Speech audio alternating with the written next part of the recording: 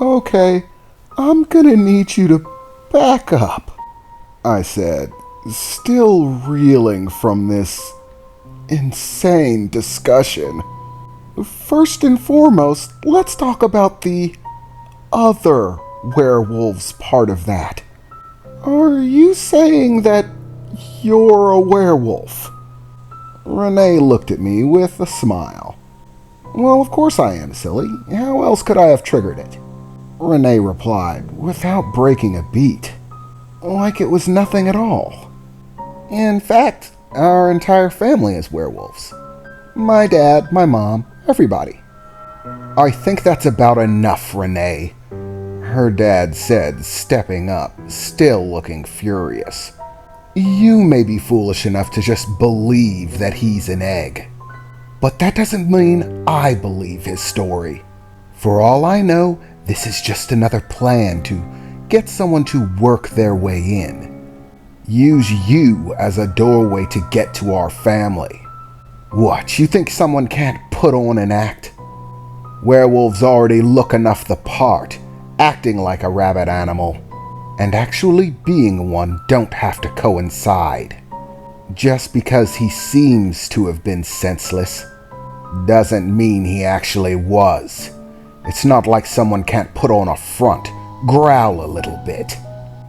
Dad, Renee replied, turning around to face her father. Really? This still has to be about you. I mean, seriously, you didn't pick up any scent from him, did you? Until just now. That's because he just hatched. He's an egg. Don't be a fool, Renee. You know just as well as I do there are plenty of ways to hide one's scent. He could have used a technique or some sort of artifact. It's far from impossible. We use them ourselves. Think about it, Renee. Ugh, Renee growled. If he was using some sort of artifact, don't you think I would have noticed it by now?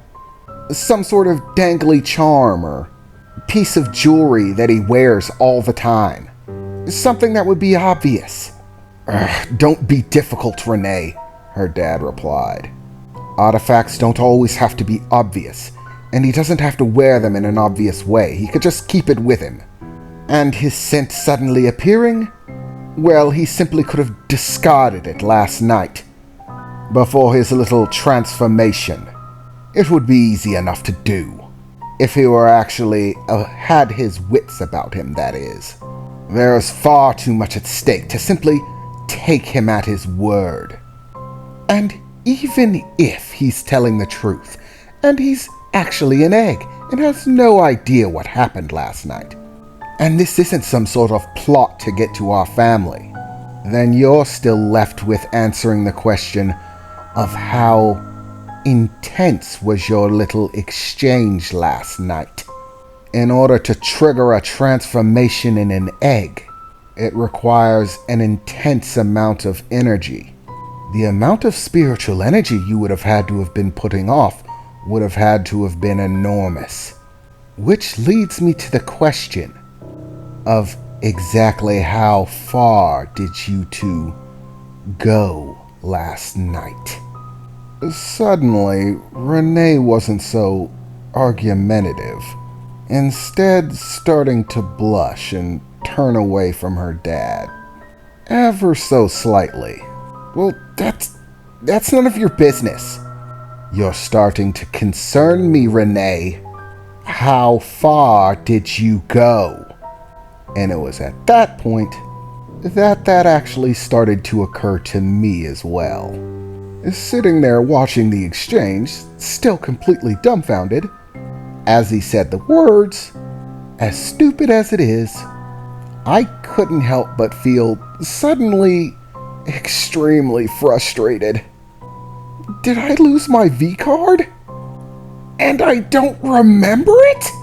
Oh, that would be the cruelest thing ever. That cannot be my first time. You're supposed to be able to remember that. That's an important life experience. I thought furiously to myself as I tried to remember what happened last night. I clutched at my head trying to focus. Think. I thought to myself.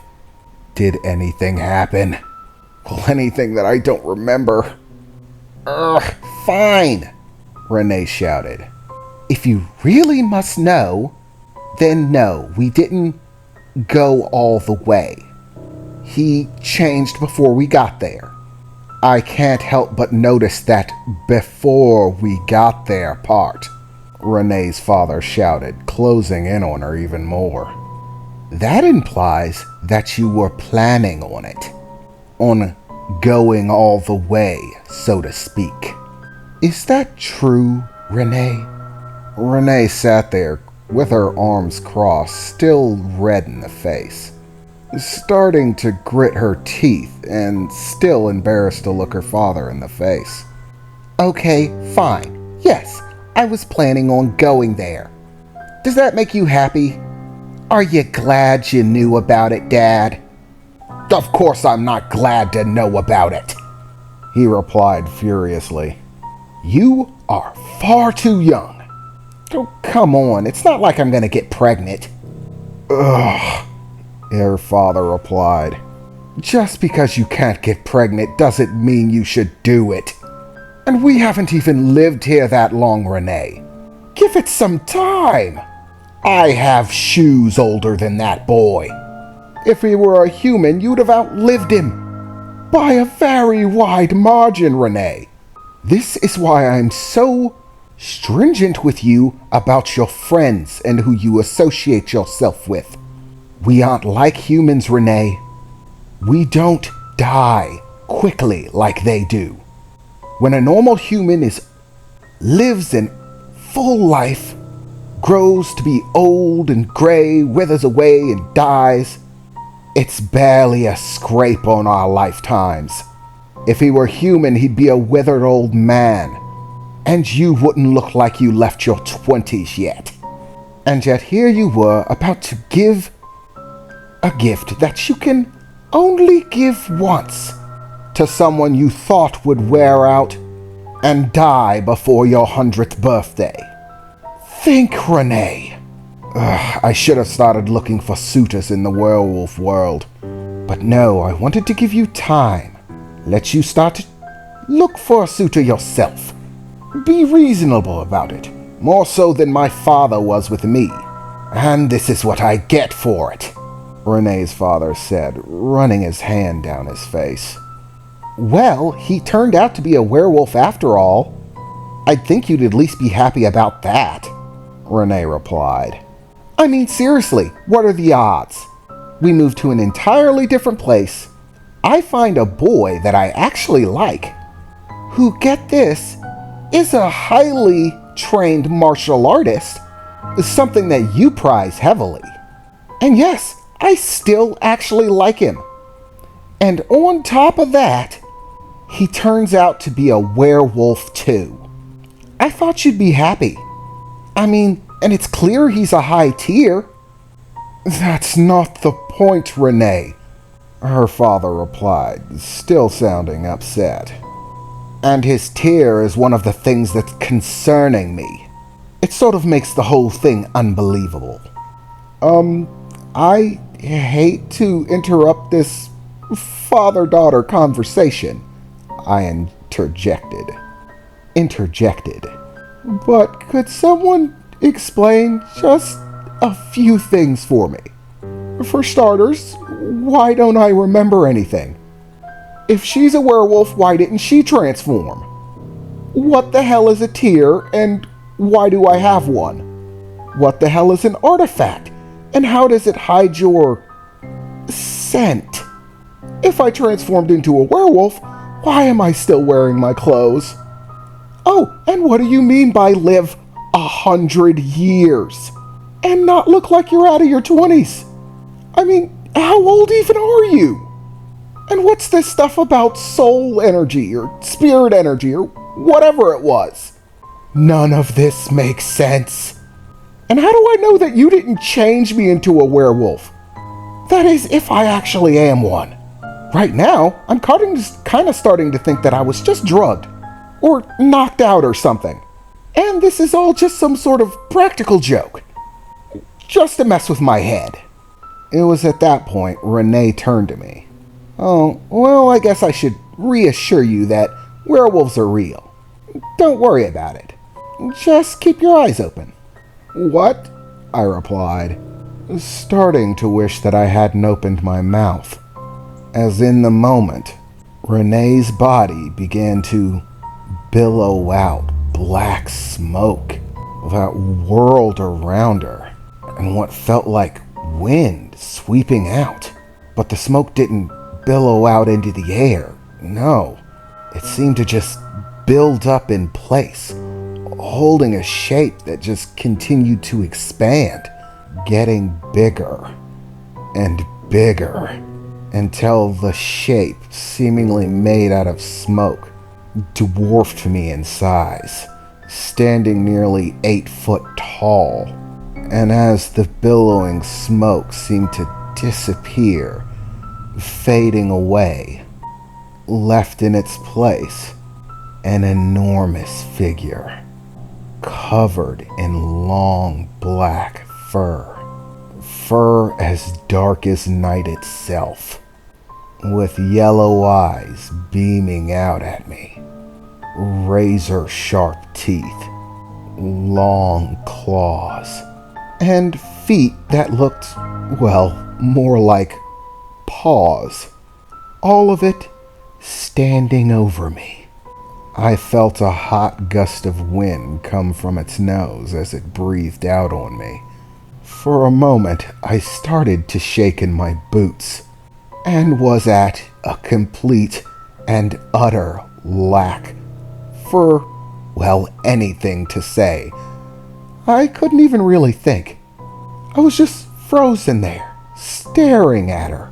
And in the moment, her mouth opened up.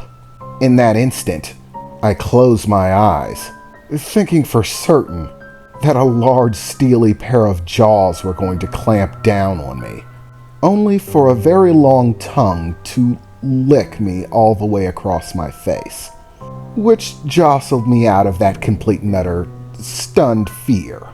And as I opened my eyes, I could see what looked like a smile on the wolf's face, and I could hear giggling. "Gotcha again." Renee's voice billowed out, but as if it was layered. There was a secondary, deeper voice on top of it, like 2 voices speaking simultaneously. "Renee? Is that you?" "Yeah, of course it is. I mean, I just told you I'm a werewolf. I mean, I changed right in front of you." Yeah, I replied. But I was actually, a little bit more concerned with the stories of werewolves, going crazy and killing people. The whole part of the story where they're not themselves anymore. And then it occurred to me, oh my God, I wasn't myself anymore. What did I do? Did I eat someone? Did I hurt someone? I thought to myself, not realizing that I was speaking the words aloud. "No, you didn't hurt anyone," Renee said, still with that double-layered voice, speaking down to me from her 8-foot-tall stature. "You changed right in front of me. I mean, there was a little destruction, but that was primarily from your transformation itself. Luckily enough for you, I was there, and you didn't have any desire at all to hurt me. So, when you changed, and I realized that you weren't really yourself anymore, I brought you back to the only place that I knew you'd be safe, and that no one would startle you and, well, get eaten."